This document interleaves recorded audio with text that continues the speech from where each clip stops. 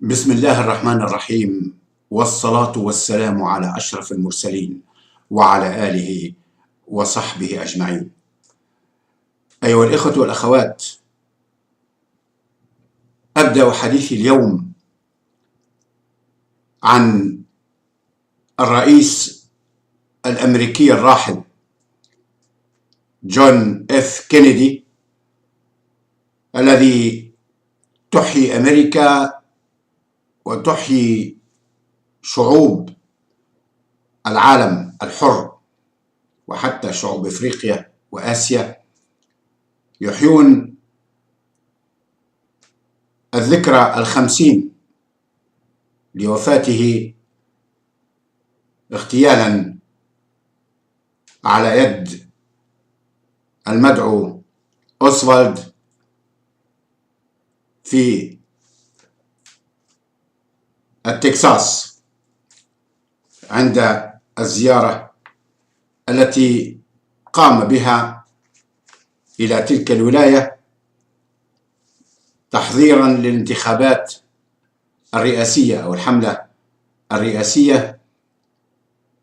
وكما نعلم، الرئيس جيف كينيدي تربطه بتونس وبالزعيم لحبيب بورقيبة علاقات وثيقة جدا. ذاك الرجل الذي أبى إلا أن يذهب بنفسه إلى المطار لاستقبال الزعيم لحبيب بورقيبة في مدرج الطائرة في ماي عام 1961 عند زيارته الأولى للولايات المتحدة الأمريكية، والذي كان يكن لتونس، لشعب تونس ولقيادة تونس، وبالأخص للزعيم لحبيب بورقيبة، يكن له كل المحبة والاحترام والتقدير. وقد وقف معنا جيف كينيدي مع تونس في محنها، سواء في معركة الجلاء عن بنزرت أو في السنوات العجاف التي مرت بها تونس في الستينات أو بداية الستينات وحتى وفاته عام 63. وقف معنا واستطاع جيف كينيدي أن يطور العلاقات التونسية لتصل فعلا إلى أرقى درجاتها، واستمرت كذلك لسنين طويلة. جيف كينيدي، حتى يعلم كثير من الناس، حتى الآن المخابرات المركزية الأمريكية والفيدرالية لم تتوصل إلى القاتل الحقيقي لجيف كينيدي، أو أن الأسرار دفنت آنذاك مع جاك روبي، ذلك اليهودي الذي قتل أوزفالد بعد يومين من اعتقاله. وبعد اعتقال هارفي أوزفالد القاتل الحقيقي لكينيدي، توفي قاتل أوزفالد جاك روبي، وهو يهودي أمريكي، أطلق الرصاص على هاري أوزفالد وكان محاطا برجال الأمن. ثم الغريب في الأمر أن قاتل أوزفالد جاك روبي توفي بعد ذلك بقليل من جراء سرطان الرئة، وهو شيء غريب حتى الآن. وبذلك دفن سر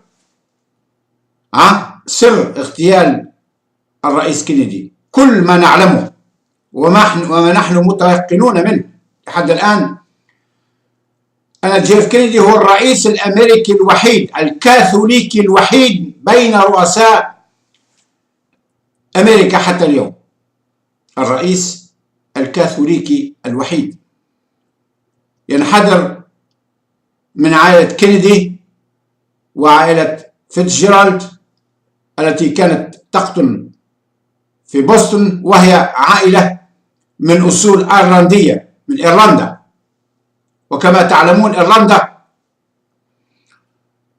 لغة وتاريخا تختلف تماما عن بريطانيا، والإيرلنديون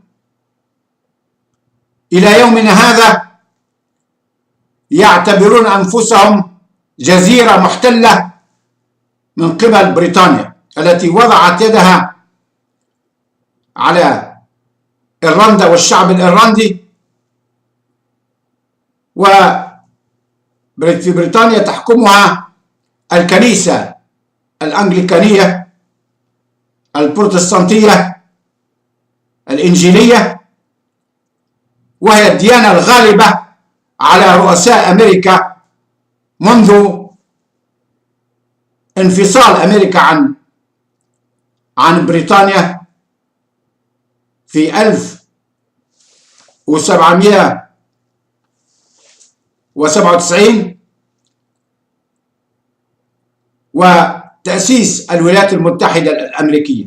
منذ أن تأسست الولايات المتحدة الأمريكية وكل رؤساء أمريكا كانوا من الديانة البروتستانتية الأنجليكانية، وهي ديانة كانت تعتبر أمريكا أو القارة الجديدة تعتبرها أرض الميعاد. بينما جيف كينيدي كما قلت لكم هو أول رئيس أمريكي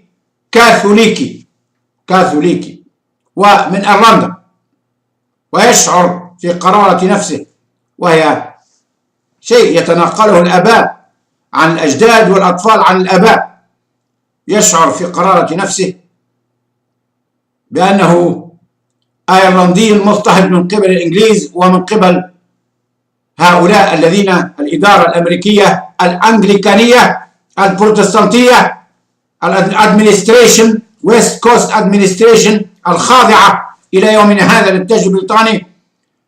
كان كينيدي في قرارة نفسه يختلف تماما عن دوايت ايزنهاور وعن غيره من رؤساء أمريكا الذين حكموا البلاد منذ تأسيسها، وكان متعاطف بحكم أنه يعتبر نفسه ويعتبر إيرلندا بلاد مضطهدة من الإنجليز، يعتبر نفسه متحدثا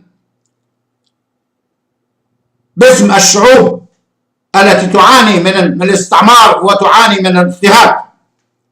هكذا كانت عقيدة جيف كينيدي جون فيتزجيرالد كينيدي، وهكذا كان يتصرف.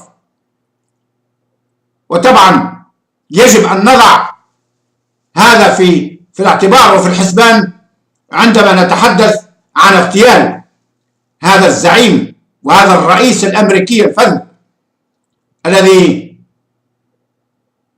حزن الزعيم لحبيب بورقيبة كثيرا لوفاته. نعم، بورقيبة شعر بألم كبير لمقتل جيف كينيدي، وكلنا في تونس آنذاك عندما بلغنا ذاك الخبر في 22 نوفمبر 63 خيم الحزن على تونس بكاملها، لأننا كنا نعول على جيف كينيدي وعلى الإدارة الأمريكية آنذاك في تغيير سياستها وفي مد يد العون ويد الصداقة مع تونس مع القارة الإفريقية بكاملها ومع البلاد العربية. وبحكم أن جيف كينيدي كان له نظرة ثاقبة وكان متعاطف مع الشعوب المضطهدة، وهو ما أسر به للزعيم حبيب بورقيبة في أثناء زيارته لأمريكا في مايو 61. أصر للزعيم بأنه سيقف مع تونس، وسيقف مع الجزائر، وسيقف مع المغرب، وسيقف مع كل دول افريقيا، ومع الدول الاسيويه، ومع كل الشعوب المضطهده. هكذا قال جيف كينيدي للزعيم محبوب بورقيبه. ولذلك لا استغرب ابدا ان اغتيال جيف كينيدي بعد استلم الحكم، اصبح رئيس يعني للولايات المتحده وعمره 43 سنه، 43 عاما. وبعد 3 سنوات اغتيل، قتل وهو في 46 من عمره، يعني في عز الشباب، 3 سنوات. وكان يستعد لخوض الانتخابات القادمة الرئاسية القادمة. وكان من الأكيد لأن جيف كينيدي كان الرئيس الأمريكي المحبوب جدا داخل أمريكا وخارج أمريكا، في العالم أجمع، محبوب لدى الشعب الأمريكي لأنه يدافع عن مصالح الطبقات المستضعفة والكادحة في أمريكا. وكانت له نظرة مختلفة تماما عمن سبقوه من رؤساء أمريكا. وكان أولئك الذين يتحكمون في الادمنستريشن في واشنطن، سواء من الصهاينة أو من غيرهم، كانوا يعلمون أن جيف كينيدي سيربح الانتخابات القادمة، وكان لابد من تصفيته كي لا يمضي في سياسته الداخلية والخارجية، وخاصة في سياسة التقارب مع تونس ومع أفريقيا ومع العالم العربي. ولذلك تم تصفية هذا الرجل. هذا من المؤكد، هذه من الأمور المؤكدة أن اغتيال كينيدي الذي تمر ذكراه 50 تاريخ 22 نوفمبر كان أو حصل بفعل، خاصة بفعل التلازم الفكري الذي كان بينه وبين بورقيبة وبين زعماء العالم الآخرين، تيتو وغيرهم وجمال عبد الناصر، الذين كانوا يتمنون من كل قلوبهم أن تكون علاقاتنا مع الولايات المتحدة علاقة صداقة وتعاون. كنا نتمنى أن النهج الذي انتهجه جيف كينيدي يستمر في أمريكا ويتطور. وأنا أذكر حتى الآن فرق السلام التي كونها جيف كينيدي، فيالق السلام سميت في ذلك الوقت، يعني أخصائيين ومتطوعين أمريكان، سواء في الزراعة أو في الطب أو في الإنشاءات، في البناء، كانت تتوافد على تونس وعلى الدول الأخرى في فيالق السلام بالآلاف بعشرات الآلاف، وتساعد تونس. كانوا يساعدوننا في القطاع الصحي وحتى في بناء الجسور وبناء الطرقات وبناء السدود. نعم، أولئك تلك فيالق السلام الأمريكية كونها جيف كينيدي الراحل، ذلك الزعيم الفذ، وأرسلها إلى تونس وإلى غيرها من البلاد العربية والإفريقية لمساعدة الشعوب، لمد يد العون. فإذا بيد الغدر تمتد إلى جيف كينيدي في 22 نوفمبر 63 وتقتله في دالاس أثناء زيارته إلى هناك، وهو يفتتح حملته الانتخابية للفترة الرئاسية المقبلة. أردت أن نتحدث عن هذا الموضوع في البداية حتى أذكر الأصدقاء والأعداء، ونحن في تونس لم تكن لنا أي عداوة مع أمريكا، بالعكس أبدا. نحن لا نكن للشعب الأمريكي إلا الخير، لا نكن للشعب الأمريكي الصديق إلى يومنا هذا إلا الخير، ولم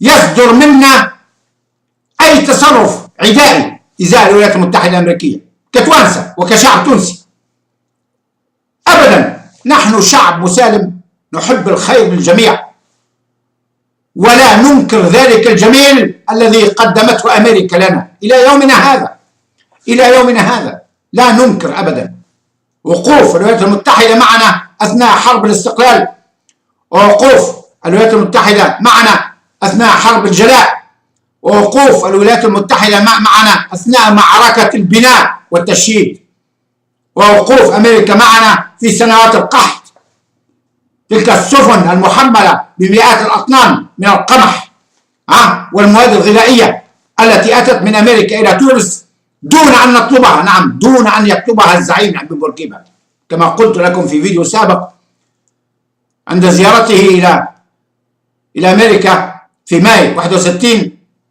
كانت تونس تمر آنذاك بسنوات القحط، وكان مخزون القمح عندنا يكاد أن ينفذ، ما بقى في شيء. لكن الزعيم حبيب بورقيبة لم يطلب من أمريكا أي مساعدة غذائية أو حتى مساعدة مالية، لأنه كان رحمه الله ذا أنفة وشموخ. وعندما سألوه وهو عائد بالطائرة إلى تونس لماذا لم تطلب من أمريكا مساعدة غذائية وعندها الملايين من الأطنان القمح المكدسة، قال لهم بورقيبة أنا مانيش طالبة، je suis pas mendiant، لست متسول، أنا عمري ما مديت إيدي لأي واحد وما نمدش إيدي، وإذا هما ما يقدموش المساعدة من تلقاء أنفسهم ما يسمعوهاش كلمة ما يسمعوها مني. قال لهم هما عندهم سفارتهم في تونس ويعلمون الوضع اللي عندنا في تونس، وإذا كانوا أصدقاء فعلا سوف يمدون لنا يد المساعدة دون أن أطلب منهم شيئا. هكذا كان الزعيم يتصرف، هكذا كان الزعيم يتصرف.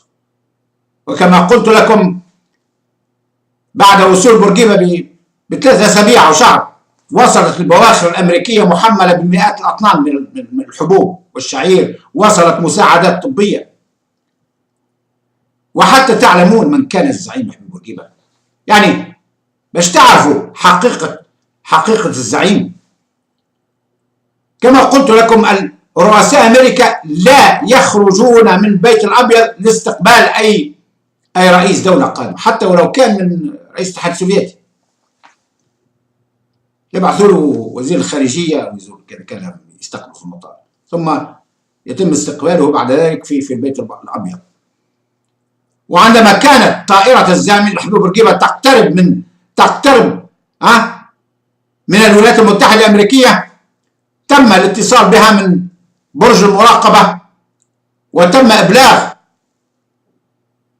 الفريق المرافق للزعيم حبيب بورقيبة، إبلاغ الزعيم بأن وزير الخارجية سوف يكون باستقباله في مطار واشنطن.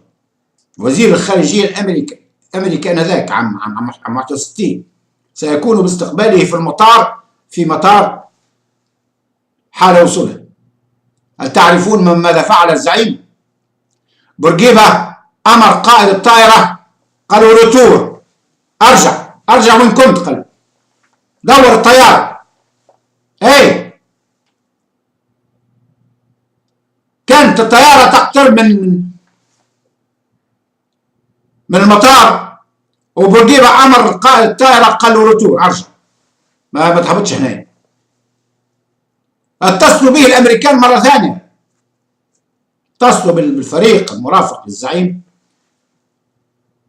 فأبلغوهم بأن صدر أمر من الزعيم محبوب بورقيبة بالعودة إلى تونس. هي بالعودة إلى تونس، لأنه إحنا لما يجينا رئيس أمريكي أو رئيس فرنسي أو رئيس من البرازيل أو حتى من إفريقيا، يخرج الرئيس بنفسه زي محبوب بورقيبة أو الرئيس التونسي ويستقبله في المطار. هناك مبدأ المعاملة بالمثل. رأى في ذلك الزعيم محبوب بورقيبة بالرغم أن هذه من تقاليد أمريكا القديمة، رأى الزعيم في ذلك احتقارا لشخصه. كيف يستقبله وزير خارجية؟ حينئذ أبلغ كينيدي بأن طائرة بورقيبة تبتعد عن الحدود الأمريكية وأنه في طريق العودة إلى تونس. اندهش كينيدي، أول مرة يسمح، أول مرة في تاريخ أمريكا هو الرئيس الثالث والخمسين للولايات المتحدة، لم يحدث قبل هذا أن جاء رئيس دولة من العالم أجمع حتى من الدول العظمى وفعل هذه الفعلة التي فعلها الزعيم محبوب بورقيبة. دور الطيارة قال ما رجعوا، أنا ما نهبطش في بلاد ما يستقبلنيش فيها الرئيس بتاعها. هذا شيء يجب أن يبقى للتاريخ حتى تعلمون كم هي عزيزة، كم هي أبية تونس. بورقيبة دور الطيارة قال ما رجعوا، ما دام بيجيني وزير خارجية أنا ما هبطش هناك. هاي كينيدي على طول حضر روحه وركب الطيارة ومشى المطار، وأبلغ برج المراقبة أبلغ الطائرة التونسية بأن كينيدي في الطريق المطار، بأن الرئيس كينيدي في الطريق المطار، وأبلغوا الرئيس محبوب بورقيبة والطائرة وهي عائدة إلى تونس فوق المحيط الأطلسي، أبلغوه بأن كينيدي قد هرع بنفسه إلى المطار لاستقباله. فعادت الطائرة التونسية إلى لتهبط هناك في أمريكا، وأصر كينيدي على استقبال بورقيبة في مدرج الطائرة. بالذات بورقيبة ما حطش، لم تطأ قدمان بورقيبة أرض أمريكا، بالذات في السلم الطائرة طلع له سلم عليه وهني فيه، وانبهر بشخصية الزعيم محبوب بورقيبة. انبهر كينيدي، كيف يأتي رئيس دولة من العالم الثالث بين قوسين، دولة ما زالت استقلت من الاستعمار، ويبدي هذه الشجاعة والجرأة، وهو ما أدهش الرئيس جيف كينيدي، وفي نفس الوقت بعث في نفسه المحبة والإعزاز والإجلال للزعيم محبوب بورقيبة، لأنه رأى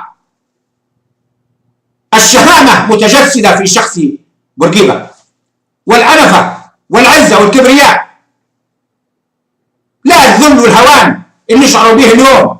يمشي رئيس تونس إلى أثيوبيا، شكون يستقبله؟ يبعثوا له وزير الفلاحة في أثيوبيا هنا. أي المرزوق مشى يحضر مؤتمر القمة في أديس أبيبة، بعثوا له وزير الفلاحة يستقبله في الليل. أي وطبس راسه وتعدى، طبس راسه وتعدى. شوف الفرق يعني، شتان بين الثرى والثريا، وفين وصلت بين البلاد، فين وصلت بين الدنيا، أين وصلنا الآن، أين نحن مما كنا عليه، أين نحن الآن من عزة وإباء وحب للتعلق بالوطن وبحرية واستقلال تونس أرضنا وأرض أجدادنا، وتعلق بسيادة الدولة التونسية. نحن نعامل الآخرين في العالم أجمع بالمثل مهما كانت قوتهم، إن شاء الله تكون مش أمريكا، يكون الشيطان الأزرق. نحن في تونس دأبنا منذ الاستقلال الذي انتزعه آباؤنا وأجدادنا بدمائهم، دفعنا قوافل الشهداء أنهار من الدماء منذ احتلال تونس عام 81 لانتزاع الحرية والاستقلال. لم تهدنا فرنسا هذا الاستقلال، لا. اللي يقول فرنسا أعطتنا حاجة كذاب وألف كذاب. انتزعناه بدمائنا بأرواحنا. شوية اللي ماتوا من التوانسة، ثورات وثورات وثورات وثورات واعتقالات.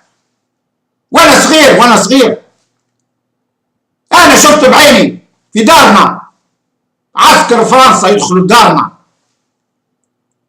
دارنا ويقلبوها سفيه على عافيه، يجيبوا الديتكتور يفتشوا في الارض، ثم سلاح مردوم في الارض. انا بيتي يدخلوا لها الخزانه يقلبوها، يشدوا الوالد قدامي وانا صغير، قدامي الوالد يشدوه يكتفوه يهزون معاه وهو يصيح عاشت تونس، تحيا تونس، تحيا تونس بأعلى صوته رحمه الله. وكان أسدا، رجل يعني ما شاء الله عليه والدي، يعني 190 طول، أسد على حاله مسلسل. يهزوه من دارنا ويمشي يهزوه المنفى ويهزوه السجون، لا لشيء إلا لأنه يناضل من أجل حرية تونس واستقلال تونس. أي كان في رفيق الزعيم فرحات حشاد في السي جي تي قبل نكون معاه اتحاد عام تونسي الشغل، وفي نفس الوقت كان عضو نشط في الحزب الحر والدستور التونسي. أنا تربيت مع الاتحاد عام تونسي الشغل وفي نفس الوقت في الحزب الحر والدستور التونسي. هكذا تربينا، وهذه أخلاق الساترة الأحرار المناضلين. والدي عمره ما بكى وعمره ما يخرج يشدوه قدام، مش مرة مش اثنين مش ثلاثة، مكبل من يديه 20 جندي يدخلون للدار فتشوهنا وهزوه وهو يعيط بأعلى صوته تحيا تونس، تحيا تونس. هذه هي الأنفة، هذا هو الإباء الذي تربينا عليه. تعرفوا كيفاش كان في عهد الكفاح؟ كانوا زملاء الوالد نتاعي، يجي واحد، نتذكر واحد عم علي، واحد شيباني، يجي للوالد، الوالد نتاعي ما كانش تخرج بالدار، يدق عليها الباب ويمشي يهز القفه يقضي لها تحب عليه هي. وفي اخر الشهر يجمعوا جماعه نتاعو اصدقائه في العمل في متحف باردو وفي كرتاج، والدي كان يشتغل خبير اثار، يجمعوا الراتب نتاعو ويجيبها في سره يمدها لها من الباب. باش تشوفوا التضامن اللي كان موجود، ابان الكفاح من اجل التحرر والاستقلال في تونس. هذا اللي تربينا عليه نحن داخل تونس وداخل الحزب الحر والدستور التونسي، وهذه هي الشم التي زرعها فينا الزعيم لحم بورقيبة رحمه الله وطيب ثراه وأسكنه في فراديس الجنان مع المنعمين، مع الأبرار والأطهار. هذه هي القيم التي عشنا والمبادئ التي عشنا عليها والتي نعيش عليها إلى يومنا هذا. ولذلك أقول الآن بعد إشادتي بجيف كينيدي، ذلك الزعيم العظيم الرئيس الفذ الذي قتل لا لشيء إلا لأنه يختلف عن الرؤساء الأمريكان الآخرين، لأنه من أصل إيرلندي كاثوليكي، من أصل إيرلندي كاثوليكي، ويشعر بالاضطهاد مثل ما شعر ويشعر به الإيرلنديون يومنا هذا من قبل الإنجليز، الجنس الغالب، الكنيسة الأنجليكانية البروتستانتية التي يتحكم من خلالها التاج البريطاني إلى يومنا هذا في سياسة أمريكا. نعم، كما قلت لكم إلى يومنا هذا رؤساء أمريكا كلهم وإدارات أمريكا كلها، حكومات أمريكا كلها تساس من لندن. أي نعم، من لندن، إلا جيف كينيدي الذي خرج عن تلك المنظومة الأنجليكانية بحكم أنه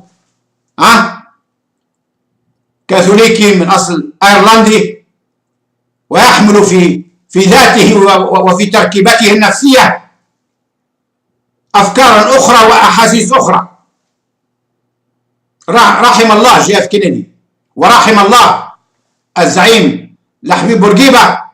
وأقول الأمريكان الآن، أقول للحاكم العام الأمريكي في تونس مستر واليس، جاكوب واليس، أقول له إذا أردتم السلام فنحن للسلام، أما إذا أردتم الحرب والعدوان فنحن لها يا مستر واليس. إذا أردتم الحرب والعدوان فنحن لها، نعم لها. لن تقدروا على تونس إطلاقا، ولن نترككم تشغلون مش قاعدة أمريكية ننسفها من وجه الأرض. تشغلون حتى معهد أمريكي كما تقولون، تزعمون مركز تدريب. لا مركز تدريب ولا مركز تخريب ولا قاعدة أمريكية يمكن أن تشغلوها في تونس. خذوا هذه في بالكم، مستحيل نخليكم. احنا ضحينا بدمائنا وأرواحنا أكثر من 5000 شهيد و25,000 جريح لنجلي الفرنسيس من قاعة منزرت. لن نترككم تشغلون قاعدة إلا على جثثنا جميعا، على جثث الشعب التونسي بالكامل.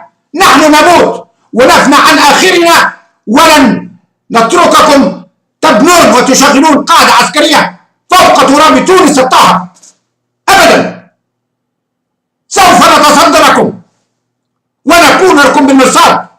هذا عدوان صارخ على سيادة تونس. علاش كنتم تضحكوا وتقولوا مركز تدريب وإعانات وكذا في مكافحة الإرهاب؟ شكون جابوا الإرهاب في تونس؟ من الذي أتى بالإرهاب في تونس؟ كنا نعرفوه احنا الإرهاب. أنتم جبتوا الإرهاب، أنتم صنعتم هذا الإرهاب، وأنتم جلبتم هؤلاء الإرهابيين لتتخذونهم ذريعة للعدوان على تونس والعدوان على ليبيا والعدوان على الجزائر. خلقتم بأنفسكم تلك الآفة حتى تختلقوا ذريعة، حجة زائفة من صنعكم، حتى تغزو تونس وتغزو الجزائر كما غزوتم ليبيا، وتعبثوا في الأرض فسادا. إفريقيا كاملة قدامكم. أنتم الآن تتسللون في كافة الدول الإفريقية بعثات عسكرية في كل مكان.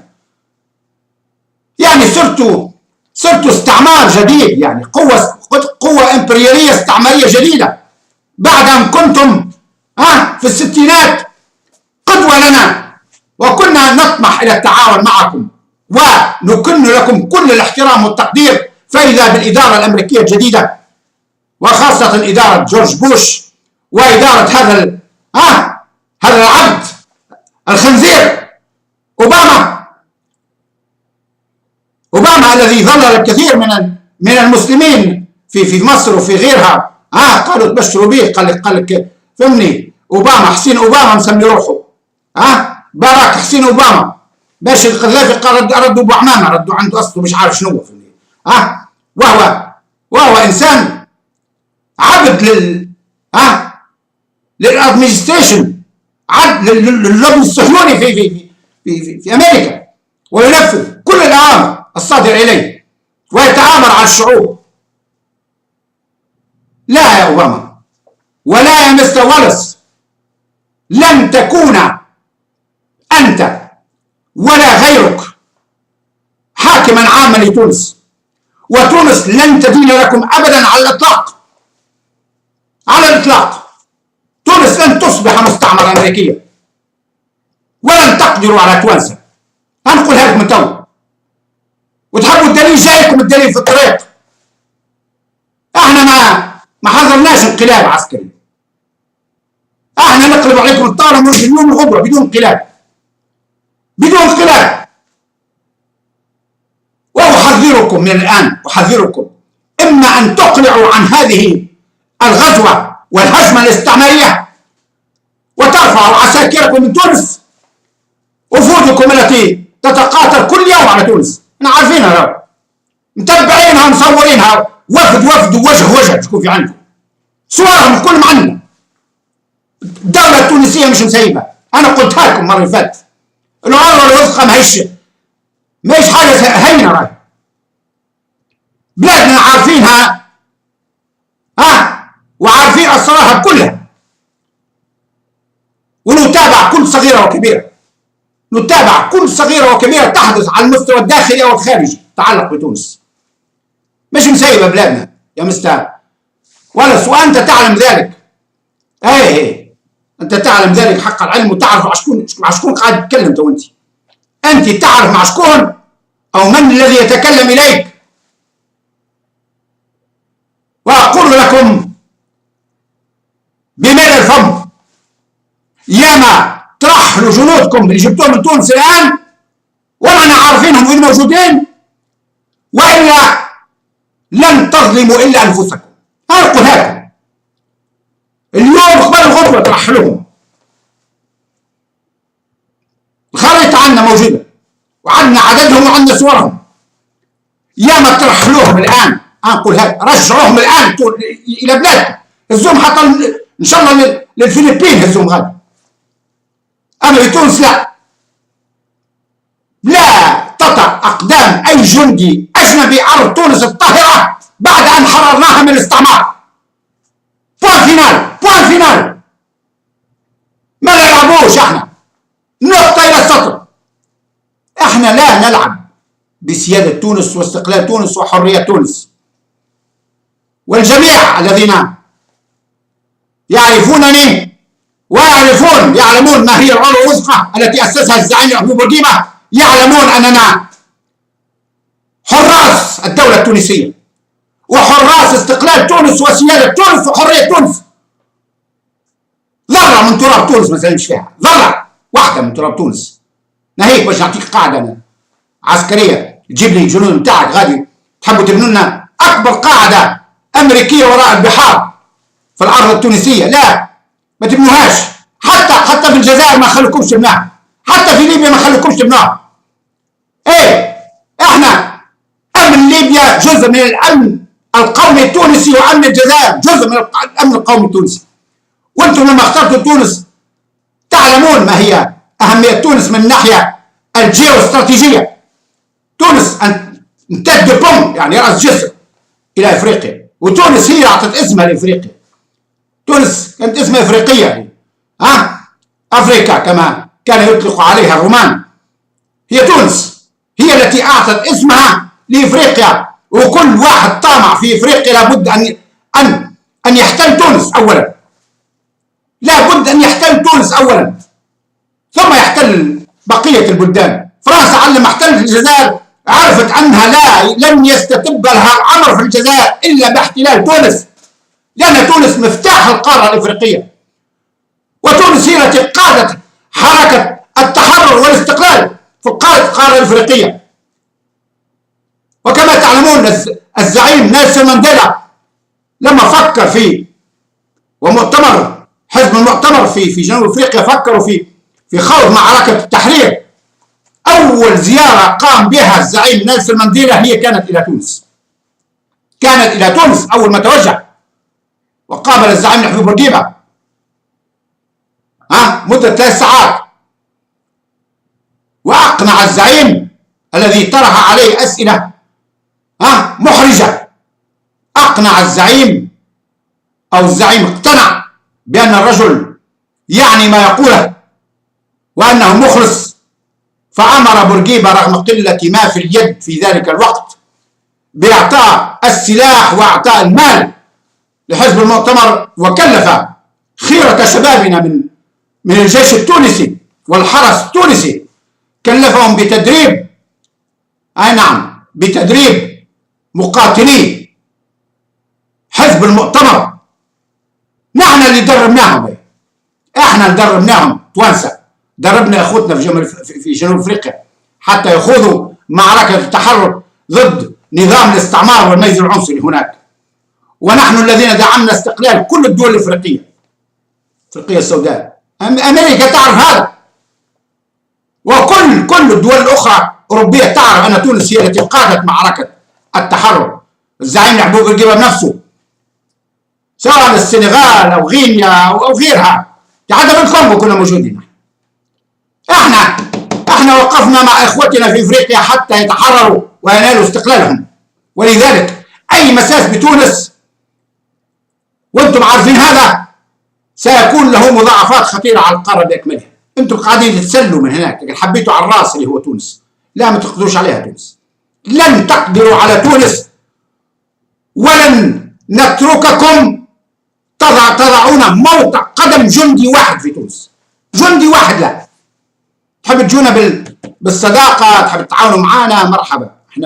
احنا البترول والغاز اللي عندنا في تونس عارفين، احنا عندنا احتياطي كبير جدا من البترول والغاز في تونس، احتياطي ضخم. اي تحبوا تعملوا قاعده بس تسيطروا عليه، وتسيطروا على بترول ليبيا وبترول الجزائر، ومن غادي قاعده انطلاق للعدوان على دول افريقيا. لا ابدا. اذا حتى يكونوا في علمكم راوا الاشياء اللي تعملوا فيها الان معنا في تونس. انا اتحدث الى الامريكان واتحدث الى غيرهم من الاوروبيين، الحلف الاطلسي. ما تفعلونه الان هو اضرار بمصالحكم الحيويه والاستراتيجيه في العالم العربي وفي افريقيا. من البلاهه، من الغباء انكم تتصرفون هذا التصرف، لان هناك قوى عظمى صاعده. روسيا رجعت الى مجدها. روسيا والصين اصبحت قوه عظمى، والهند وغيرها. تلك القوى انتم هاربين من الشرق الاوسط. حتى يكون في علمكم اخوتي اخواتي، اريدكم ان تعلموا ان اسرائيل تحتضر الان. بشركم انها تحتضر الان. علاش؟ اسرائيل الان تشهد السنوات الاخيره لبقائها، قاعده تحتضر. هذا برشا ناس مش عارفينه. لان امريكا وانجلترا رفعوا ايديهم الخليج. رفعوا ايديهم الخليج، منطقه الخليج والشرق العربي غادي هزوا ايديهم من غادي. نقلوا كل الثقل الاستراتيجي بتاعهم الى شمال افريقيا والقاره الافريقيه، لان هناك مصادر الطاقه البكر عندنا نحن. اللكلوكه اللي خلوها في السعوديه وفي الكويت هذه يا ربي تشد 20 سنه اخرين لروسيا وللصين. اي سحبوا رواحهم وسيسحبون كل ما لديهم من عساكر ومن قواعد في السعوديه وفي غيرها وفي قطر، حتى قاعده الصينيه والقواعد الموجوده في عمان. سينسحبون من هناك. الامريكان الان يعني مش فقط سر، لا تصريحات. تابعوا الصحف الامريكيه وتابعوا تصريحات الامريكيه بصراحه العباره. قالوا احنا ما عادش ساعدنا غادي. ولذلك ترون دول الخليج يجروا وراء امريكا يشدوا فيها، يهاجموا ويشدوا فيها. قاعد عندنا حمينا، امريكا ما عادش تقعد تحميكم. وانتم ربطتوا مصيركم بمصير اسرائيل، واسرائيل تحتضر الان. وانتم تحتضرون معها. انتم دويلات الخليج العربي تحتضر مع اسرائيل، لان مصيركم مرتبط مع بعضكم، مرتبطين مع بعضكم، امنكم ولا مشترك. ولذلك لا تقدر اسرائيل باش تحميكم. ما دام هي اسرائيل تكبروا فيها.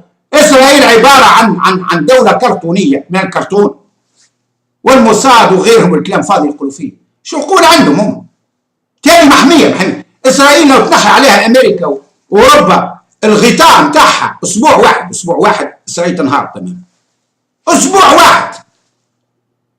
يعني ما ذلك الغول الذي يسمونه اسرائيل، هذا عباره عن عملاق سيقانه من الطين والورق. ما عنده شيء. عباره عن كما يسموها الاحزاب المنفوخ فيها اعلاميا. بعض الاحزاب موجوده تلقاها احزاب تاع اعلام يسمعوها اعلاميا وهي موجوده على الارض. يعني على الارض ما عندها ولا وجود. اسرائيل نفس الشيء. أكذوبة إعلامية عبارة عن قاعدة أمريكية لو تنقطع عليها المساعدات أسبوع واحد تنهار إسرائيل. والآن نعلمكم، هاوش تبعوا الصحف واقروا كم عدد اليهود الذين يهاجرون من إسرائيل سنويا. في ازدياد، الرقم في ازدياد. أكثر من 250 ألف عائلة تغادر إسرائيل إلى الخارج، سواء إلى ألمانيا أو فرنسا أو أمريكا وكذا سنويا، والعدد في تزايد. هم عارفين داخل الادمنستريشن بتاعهم في إسرائيل أنها هذا ما يسمى بإسرائيل في طريقه إلى الزوال. نعم، إلى الزوال. هم الآن هذا الكيان الذي صنعه الإنجليز ليكون قاعدة عسكرية وكلب حراسة لمصالح إنجلترا ومصالح أمريكا في المنطقة، كلب الحراسة هذا اللي هو إسرائيل يحتضر الآن. ولا يغرنكم المستوطنات وكلام فاضي، هذا كلام فاضي. يحبوا يخلقوا واقع يعني أملا في أن يتم التعاطف معهم دوليا وكذا. لا، انتهى. وقفة الزنقة بالسرق. المرحوم شارل دوغول بعد حرب 67 أو نكبة 67 قطع العلاقات ساعتها معه. قال متحدثا إلى العموم، إلى الفرنسيين وإلى اليهود، قال باستطاعتكم أن كيف قال vous pouvez tromper l'histoire mais vous ne pouvez pas tromper la géographie. قال تستطيعون أن تتلاعبوا وتخدعوا التاريخ لكنكم لن تقدروا على خداع الجغرافيا. شو الحكمة في الكلام؟ بإمكانكم vous pouvez tromper l'histoire mais vous ne pouvez jamais tromper la géographie. يعني بإمكانكم أن تتلاعبوا بالتاريخ، تكذبوا. التاريخ حاجة أحداث قديمة جدا تلعبوا بها وتقولوا كانوا هنا وكانوا هنا العبرانيين ومش عارف شنو كذا، لكن الجغرافيا لن تستطيعوا أن تخدعوا الجغرافيا. هذه حقائق موجودة على الأرض، هذه حقائق موجودة على الأرض.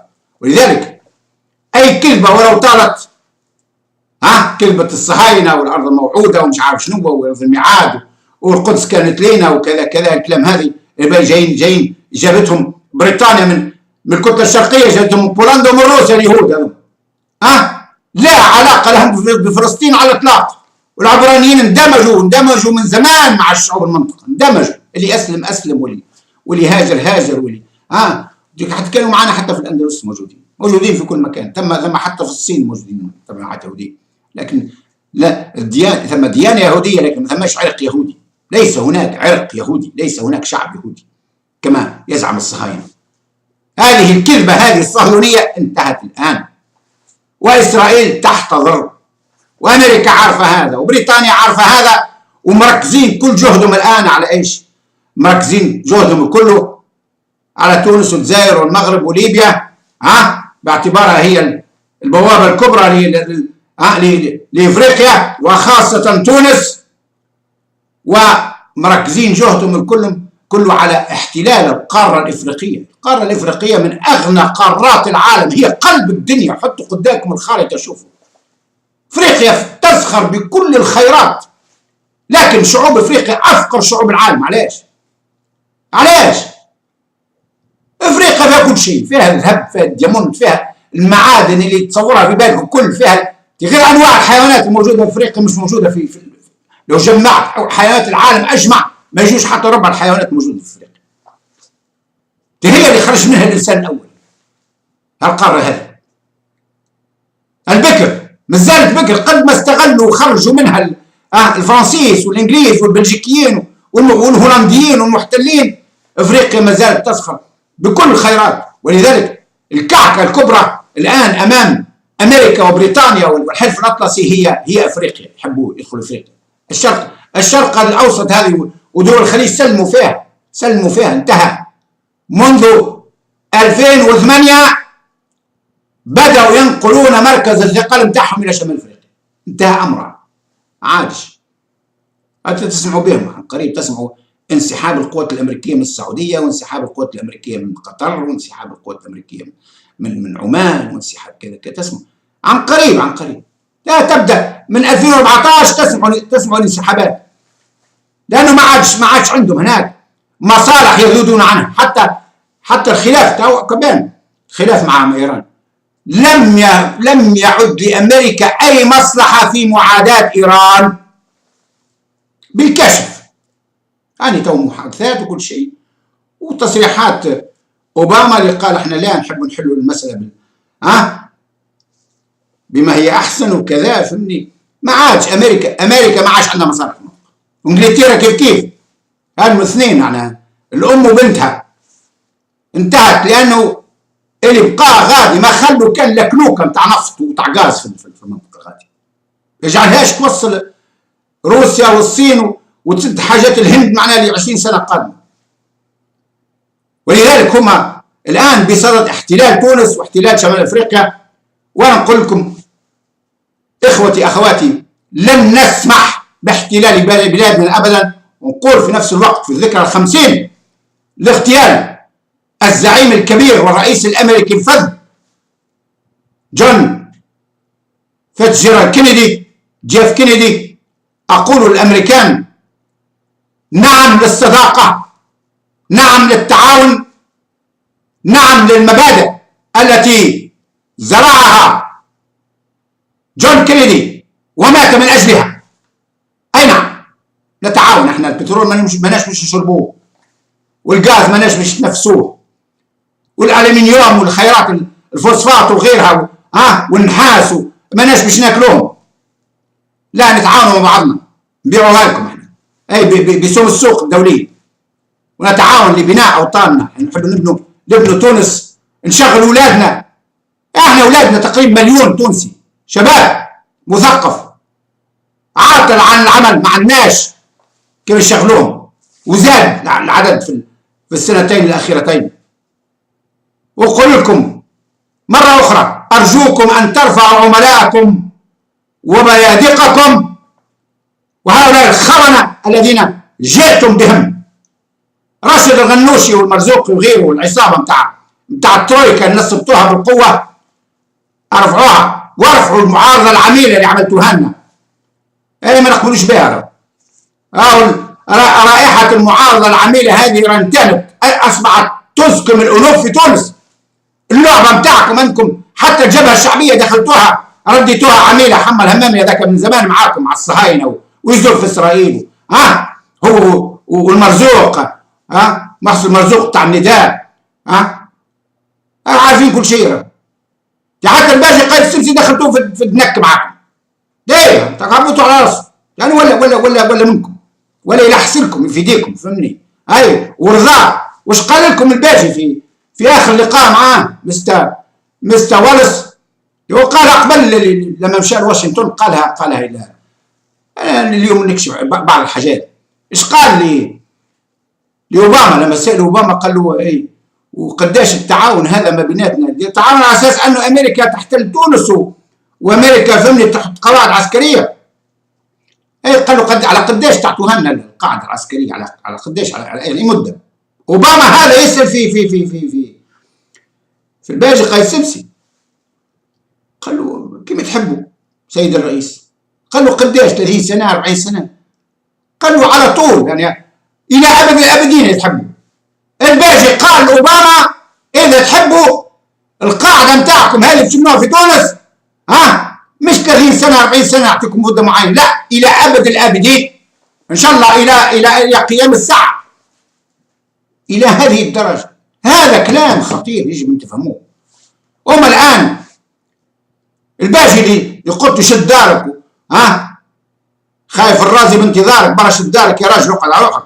ماضي في هذا السبيل، وتوا مفاوضات مع الغنوشي ثماش ما يتقاسموا الكعكه ما بيناتهم، باش يردوا الاياله التونسيه اياله غنوشيه سبسيه، باش يردوها ورثه الوالد، ورثه عائليه.